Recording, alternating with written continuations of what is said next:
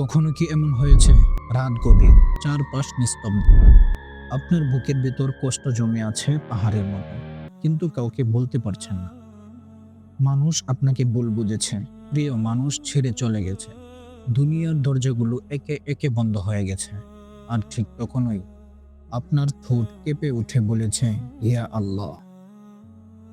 এই একটি শব্দের মধ্যেই লুকিয়ে আছে এমন এক শক্তি যা ভাঙা হৃদয়কে জোড়া লাগায়, অন্ধকার জীবনকে আলোয় ভরিয়ে দেয়, আর হতাশ মানুষকে আবার বাঁচতে শেখায়।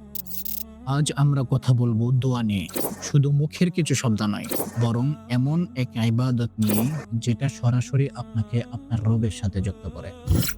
আমরা সবাই দোয়া করি, কেউ বিপদে পড়ে, কেউ কান্নার ভিতরে, কেউ একাকিত্বে, আবার কেউ নিজের অজান্তে। কিন্তু প্রশ্ন হলো, আমরা কি সত্যি দোয়ার গভীরতা বুঝি? দোয়া শুধু কিছু চাওয়া নয়, দোয়া মানে নিজের দুর্বলতা স্বীকার করা, আল্লাহর অসীম ক্ষমতার সামনে মাথা নত করা। একজন মানুষ যখন সেজদায় গিয়ে কাঁদে, তখন দুনিয়া থেকে দুর্বল ভাবে, কিন্তু আসমানের মালিক তখন তাকে সবচেয়ে শক্তিশালী বান্দা হিসেবে দেখে। দোয়া আসলে কি? দোয়া হলো বান্দার পক্ষ থেকে তার রবকে ডাকা।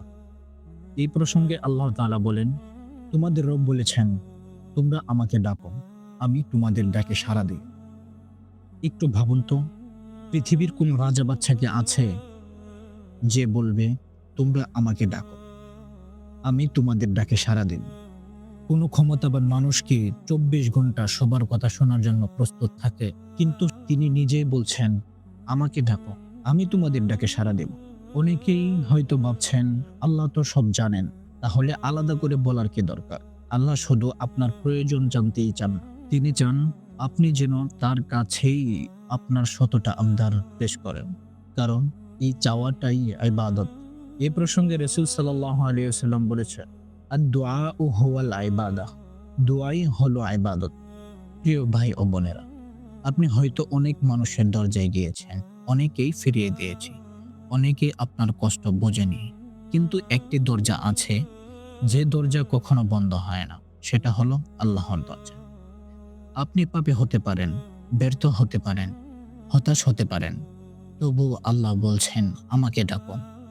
তাই আজই একটু নির্জনে যান, দুটি হাত ওঠান, আর মন খুলে বলুন, ইয়া আল্লাহ, আমি ফিরে এসেছি। কারণ দোয়া শুধু শব্দ নয়, দোয়া হলো একজন অসহায় বান্দার পক্ষ থেকে তার রবের দিকে ফিরে আসার সবচেয়ে সুন্দর পথ।